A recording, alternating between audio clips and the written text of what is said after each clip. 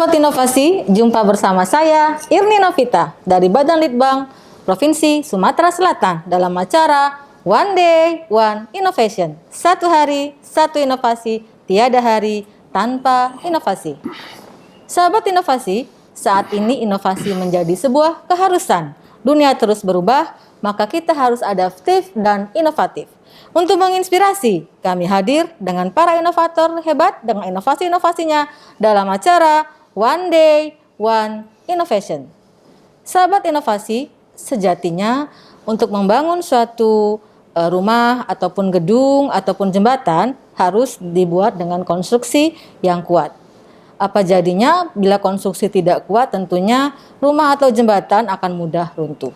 Tetapi dengan berjalannya waktu, konstruksi juga harus mengedepankan keselamatan dari para pengguna konstruksi tersebut. Artinya apabila konstruksi tersebut digunakan dalam hal marka jalan, tentunya harus juga melindungi dari pengguna jalan tersebut.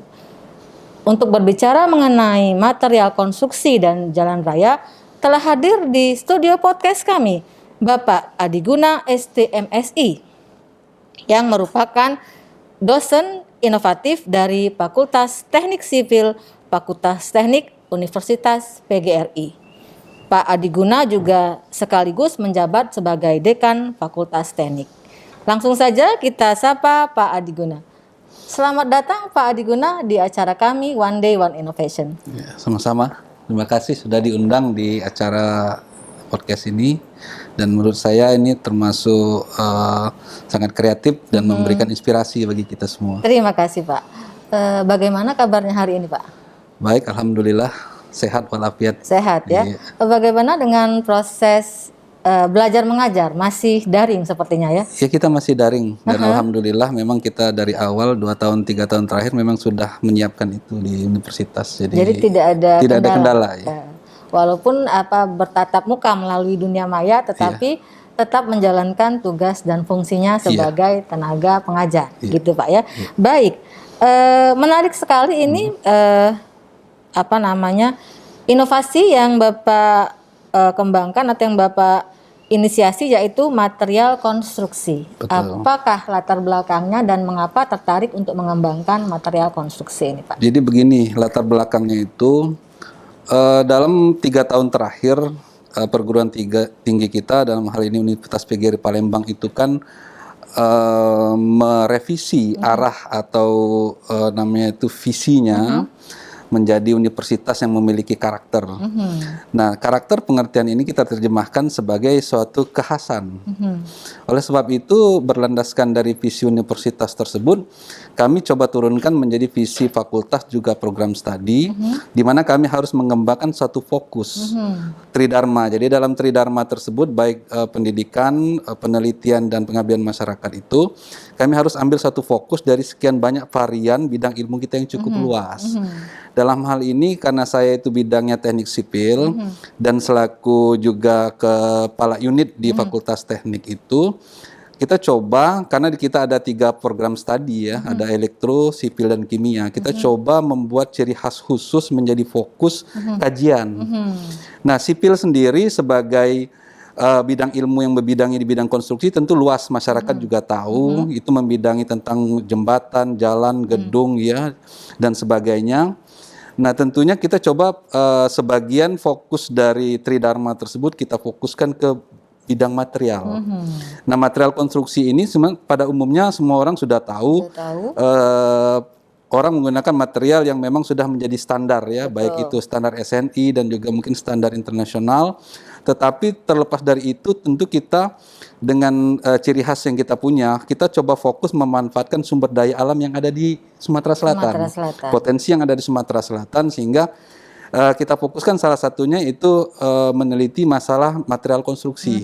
Mudah-mudahan kita bisa dapat satu bentuk inovasi material baru yang inovatif dari yang sudah ada selama ini. Itu kira-kira menjadi latar belakang dari penelitian ini. Dengan fenomena yang seperti itu, yang sebegitu luasnya dengan konstruksi, hubungannya dengan keselamatan jalan raya itu apa Pak? Jadi begini, tadi seperti yang sudah disampaikan di awal bahwasannya pada umumnya orang mengenal teknik sipil itu membidangi ilmu merancang bangun dan membuat konstruksi yang kokoh Ya, secara struktur, aman. Tetapi aman dalam pengertian aman bangunan, aman konstruksi. Betul. Tetapi kalau dalam bidang yang cukup banyak, misalnya di jalan raya sendiri, kita mungkin tahu bahwa di jalan raya kalau kita lewat di jalan-jalan protokol atau di jalan tol, ya. itu kan ada bagian-bagian struktur konstruksi itu yang memang didesain sesuai standar supaya penggunaan jalan itu bisa sesuai dengan aturan yang berada di jalan gitu ya. Betul. Jadi dibuat pembatas jalan supaya arus itu tidak keluar dari jalur yang sudah ditetapkan. Itu dari segi apa namanya itu keamanan dan kenyamanan dari segi penggunaan jalan. Tetapi tentu ada efek-efek lain yang perlu kita pertimbangkan dalam segi keselamatan pengguna. Betul. Nah, itu yang menjadi landasan kita. Jadi sebenarnya kita penelitiannya cukup banyak yang kita coba kembangkan dengan kawan-kawan. Istilahnya saya coba selaku pimpinan unit menggagas. Ini lo fokus kita, silahkan nanti Anda mau lihat dari sudut pandang mana gitu. Nah, kita coba mendalami itu, salah satunya untuk di bidang jalan raya itu kan kita tahu misalnya ada pengaman jalan, misalnya pembatas jalan gitu, marka. Itu dibangun atau didesain standar pada umumnya. Jadi standarnya kokoh sehingga kalau misalnya ada kendaraan yang lewat dalam jalur yang sudah ditentukan, meskipun dengan kecepatan tinggi, andaikan dia lepas kendali gitu kan, dia tidak akan lari ke jalur yang lain karena ada pembatas yang kokoh tadi. Tapi di sisi lain kita mempertimbangkan bahwa tidak cukup bahwa kendaraan yang tadi misalkan dia kecepatan tinggi lepas kendali terus tidak dia akan lari ke jalur lain, tetapi juga kita pertimbangkan antar misalkan terjadi lepas kendali kendaraan itu, dia membentur marka jalan, praktis bahwa dengan konstruksi marka yang sangat kokoh, itu kan akan terjadi benturan yang keras, baik itu dari kendaraan sendiri maupun dari marka. Pada saat jadi benturan, keras, benda keras sama-sama perkeras ketemu, dia akan mantul kan. Nah ini yang seringkali mengakibatkan misalkan mobil, kendaraan itu begitu membentur marka, dia akan langsung mantul dan berbalik gitu kan, jungkir balik. Nah itu juga ataupun juga mungkin dia tidak sempat jungkir balik, tapi dia kendaraannya yang hancur gitu ya.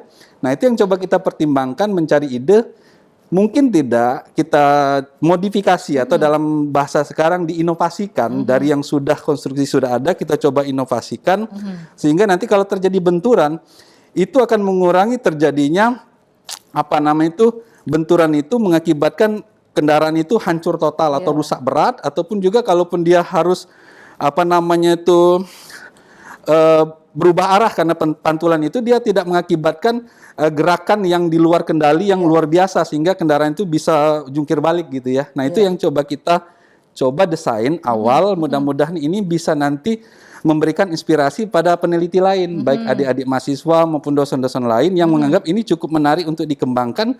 Kita terbuka, silahkan saja karena ide ini memang untuk kita pakai bersama dan bisa kita kembangkan ke depan. Mudah-mudahan bermanfaat gitu. Nah, dalam hal materialnya gitu kan Pak, kalau kita lihat di marka jalan sendiri itu kan sudah pakem ya orang bilang karena dia beton ya, dan keras dan memang steady seperti itu gitu ya. Betul. Pada sudut mananya atau adakah bahan campuran lainnya sehingga kita bisa mengurangi efek benturan itu, kelembamannya itu sehingga dia tidak terlalu berakibat fatal bagi penggunanya. Jadi begini, sebenarnya marka jalan itu sendiri kan tentu didesain dengan beton. Kalau dia terbuat dari beton, itu betonnya mutu tinggi sehingga dia sangat kokoh sekali. Sehingga kalau misalnya ada kendaraan yang nabrak marka itu, kecil kemungkinan markanya yang hancur atau bergeser. Kendaraannya yang hancur biasanya kan gitu karena saking kokohnya.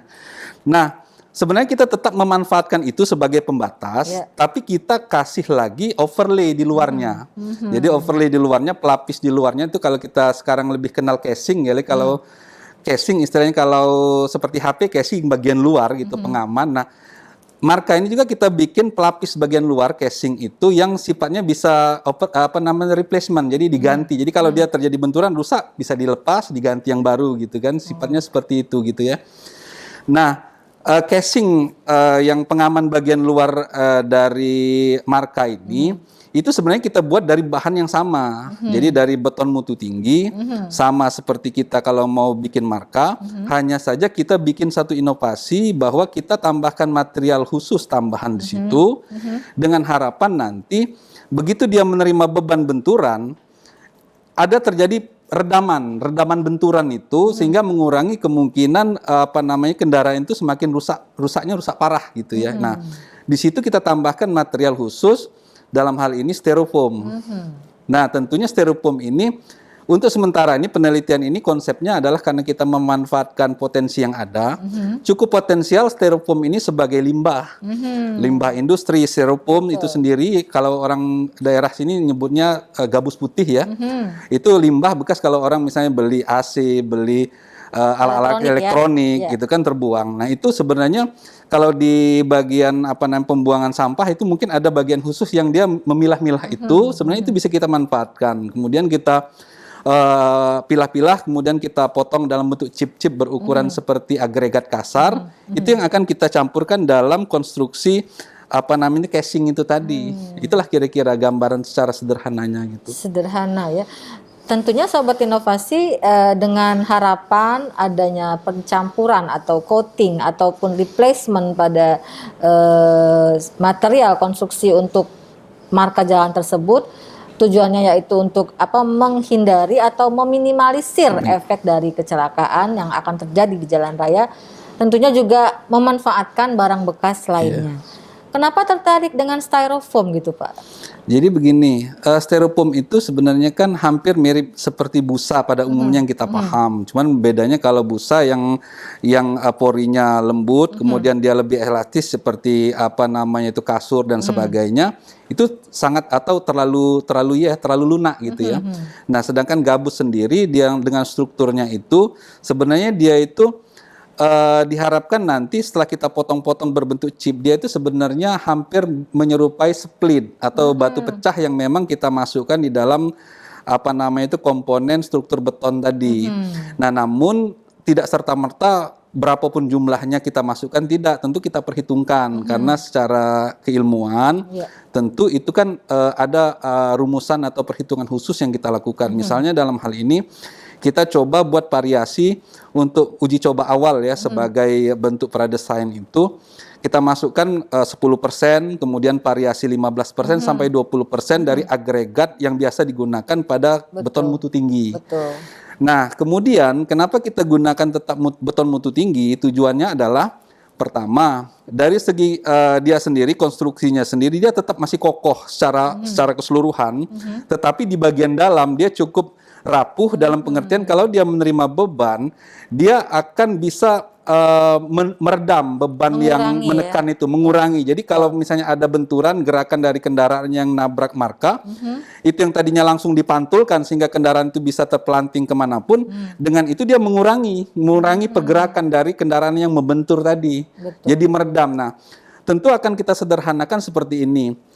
Gabus itu kita samakan dengan karet. Jadi kalau karet dalam pengertian umum itu kan sangat lunak. Betul. Tetapi untuk diketahui karet itu kelasnya macam-macam. Ban mobil sendiri itu karet, tetapi kelasnya bukan kelas yang lunak. Meskipun dia karet, dia tetap elastis. Betul.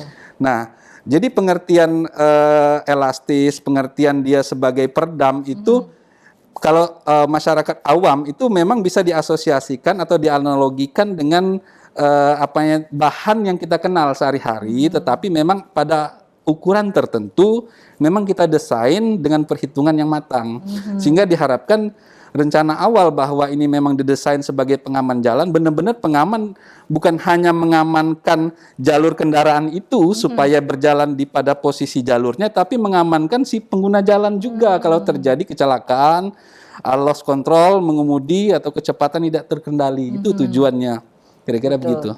Jadi intinya walaupun marka beton ini atau marka jalan ini untuk membatasi supaya tidak berpindah jalur antara pengguna jalan, tetapi juga diharapkan nantinya bisa meredam apabila terjadi kecelakaan gitu Pak ya, sehingga tidak terjadi efek yang demikian kepada pengguna jalan tersebut gitu Pak ya.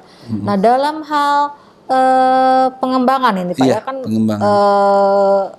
mau pakai styrofoam gitu ya dengan campurannya berapa itu kan tentunya perlu perhitungan yang matang gitu Pak ya. Bagaimana bisa memprediksi betonnya dengan campuran sekian kemudian diberikan tekanan sekian sehingga dia masih efeknya minimal gitu Pak. Jadi begini saya jelaskan bahwa seperti yang saya sampaikan tadi bahwa fokus penelitian kita ke material ini memang baru sifatnya ya masih cukup prematur dalam 2-3 tahun kita coba fokus. Dan yang kita kembangkan memang bukan cuma penelitian di bidang casing untuk ini saja, ada yang lagi di bidang tanah juga, di bidang beton, di bidang aspal juga banyak. Ini salah satu. Dalam pengertian prematur artinya kita tahap awal ini sifatnya pre-design. Pre-design itu adalah coba kita mengembangkan mungkin tidak ada inovasi baru dalam konstruksi. Nah, kita sudah menemukan ini.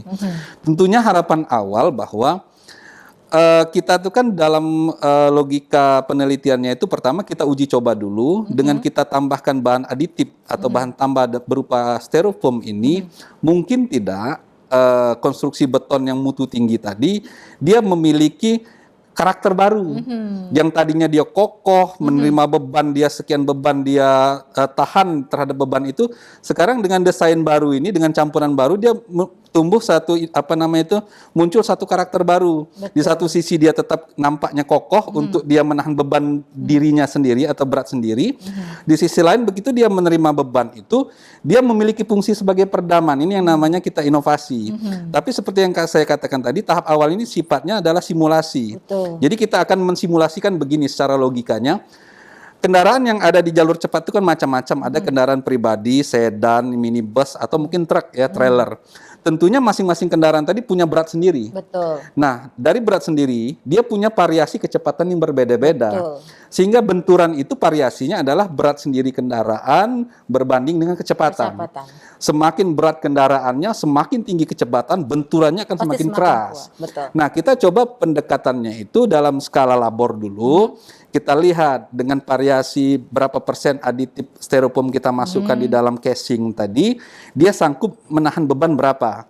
Nah nanti baru kita akan melakukan penelitian lanjutan, misalkan jenis berapa varian jenis kendaraan yang biasa di jalur cepat, misalnya kalau jenis sedan, kecepatan misalnya 100, variasinya, itu kalau dia membentur berapa tekanan dia terhadap beton. Kemudian nanti kendaraan yang besar seperti trailer dan sebagainya kalau dia membentur. Nah, dari situ kita akan dapat satu formula baru. Jadi kalau di dalam ilmu engineering namanya rumus empiris. Jadi dari uji coba kita dapat rumusan baru. Nah, ini yang akan kita bandingkan dengan hasil labor kita tadi melalui desain beton yang kita kuat tekannya kita uji di labor. Nanti kita sandingkan hasil labor dengan hasil perhitungan beban benturan dari jenis kendaraan. Tapi pada akhirnya nanti itu harus benar-benar diuji cobakan. Jadi begitu casingnya jadi, kita cari kendaraan yang memang bisa diuji cobakan, benar-benar dibenturkan dengan kecepatan tertentu. Tapi tentunya butuh dana yang cukup besar. Oleh sebab itu, dengan acaranya One Day One Innovation ini membuka wawasan dan juga memberikan ide ke rekan-rekan. Artinya penelitian ini bukan untuk kami saja. Artinya ini membuka ide ruang kepada rekan-rekan adik-adik mahasiswa dari perguruan tinggi manapun, dosen dari perguruan tinggi manapun yang tertarik, kita sama-sama. Anda mau meneliti dari sisi apanya silakan. Nanti penelitian ini kan kita akan sandingkan, kita akan kita gabungkan sebagai tim. Mudah-mudahan benar-benar nanti hasil akhir yang kita rencanakan tadi bisa berhasil. Karena mungkin tiap-tiap institusi kan punya fasilitas yang berbeda-beda, punya pembiayaan yang berbeda-beda, sehingga mudah-mudahan dengan kita kerjasama, ini mudah-mudahan target akhirnya menghasilkan satu casing yang benar-benar standar dan bisa distandarkan dalam SNI. Itu yang menjadi target kita, dan secara keilmuan kita semua itu kan bisa kerjasama dari manapun. Itu intinya seperti itu. Baik, harapan kedepannya ini Pak, apa terhadap inovasi ini? Ya, harapan kedepannya tentu siapapun yang berminat, ayo kita sama-sama, dan juga nantinya ini bisa menghasilkan satu produk yang bisa istilahnya itu benar-benar distandarkan secara SNI dan bisa dipakai di Indonesia gitu ya. Mudah-mudahan karena di kita belum ada seperti itu kan. Dan kalau memang itu benar, mudah-mudahan punya nilai manfaat yang luar biasa karena tingginya tingkat kecelakaan terutama di jalur cepat itu luar biasa. Baik kecelakaan dan penelitian kendaraan yang rusak maupun korban jiwa akibat terjadinya benturan karena kecelakaan itu tadi. Nah, mudah-mudahan dengan adanya sistem peredaman itu, begitu mereka menabrak marka jalan, itu akan mengurangi kehancuran atau kerusakan kendaraan, sekaligus mengurangi kemungkinan kecelakaan atau memakan korban jiwa si pengendara atau siapapun yang ada di kendaraan itu. Itu harapannya kita ke depan. Mudah-mudahan bisa tercapai. Mudah-mudahan ya. Terakhir ini Pak, Iya. pesan-pesan kepada inovator, teman-teman inovator, mungkin juga kepada peneliti-peneliti lainnya sehingga bisa tergugah ataupun ingin memberikan warna pada penelitian. Ya, pertama begini. Yang harus kita lakukan itu kita tidak perlu mencari suatu penelitian yang terlalu tinggi ya, yang di luar kemampuan kita atau ambil yang penting canggih, tidak. Yang penting itu sebenarnya ada tidak kita lihat permasalahan yang ada di sekitar kita dulu. Nah, permasalahan yang ada di sekitar kita coba cari solusinya. Nah, kemudian kita itu identifikasi ada tidak potensi-potensi yang ada di lokal atau spesifik lokasi yang kita punya yang kita bisa manfaatkan untuk mengatasi masalah yang ada di sekitar kita. Tergantung bidang ilmu. Kalau di engineering ya silahkan di bidang engineering dikembangkan semaksimal mungkin memanfaatkan potensi bahan baku, material yang ada di sekitar kita dulu. Nah, kalau itu sudah bisa kita kembangkan, tentu diharapkan nanti bisa mudah diaplikasikan. Kenapa? Satu, memang masalahnya ada di sekitar kita. Yang kedua, materialnya memang ada di sekitar kita. Sehingga mudah-mudahan suatu penelitian itu nanti aplikatif. Jadi tidak hanya inovasi, tapi yang kedua yang paling penting bisa diaplikasikan. Saya kira begitu yang penting. Baik, terakhir ini Pak, ucapan terima kasih mungkin kepada pihak-pihak atau rekan-rekan yang telah membantu dalam inovasi ini, pengembangan inovasi ini, mungkin juga kepada yang berwenang gitu Pak. Silakan Pak. Ya, baik. Pertama-tama saya mengucapkan terima kasih dalam hal ini ke Balitbangknop ya. Karena terus terang saya begitu dikasih tahu acara ini saya lihat sangat inspiratif karena saya lihat acara-acara, saya lihat podcast sebelumnya itu dengan inilah sarana bahwa kalau selama ini hasil penelitian inovasi itu hanya menjadi buku, ini lebih mudah dipahami. Masyarakat dari manapun, dari lapis manapun dengan menonton secara langsung hasil wawancara ini, mereka lebih mudah untuk istilahnya itu mendapatkan gambaran, menumbuhkan ide, ketimbang kalau selama ini hasil penelitian itu hanya menjadi buku atau jurnal yang entah siapa yang bisa baca gitu kan. Itu yang pertama. Yang kedua, kami sangat berterima kasih kepada institusi kami sendiri dalam hal ini Universitas PGRI Palembang karena sudah memfasilitasi, dan juga terakhir juga rekan-rekan semua di dalam hal ini kami tim Fakultas Teknik itu sudah berupaya untuk mengembangkan penelitian yang spesifik lokasi sekarang. Mudah-mudahan berhasil dan terima kasih sudah ikut bekerja sama, dan juga semua pihak yang sudah terkait karena kami meneliti ini juga kadang-kadang menggandeng mitra. Dan kami tidak lepas dari itu, seluruh mitra yang terkait dengan seluruh penelitian kami ucapkan terima kasih banyak karena sudah sangat membantu. Itu guys dari saya. Baik, terima kasih atas kehadiran Bapak Agi Guna STMSI dengan inovasinya material konstruksi. Mudah-mudahan ke depannya banyak pihak yang menonton acara ini dapat bekerja sama sehingga material konstruksi yang dikembangkan dapat bermanfaat baik kepada pengguna jalan sendiri maupun bagi masyarakat yang tentunya akan terdampak apabila terjadi kecelakaan. Sahabat inovasi, kami akhiri acara kita hari ini. Jangan lupa kita juga punya jurus 4S. Setiap orang adalah inovator, setiap masalah adalah peluang inovasi, setiap solusi harus sinergi, dan setiap inovasi harus konkret hasilnya. Salam inovasi.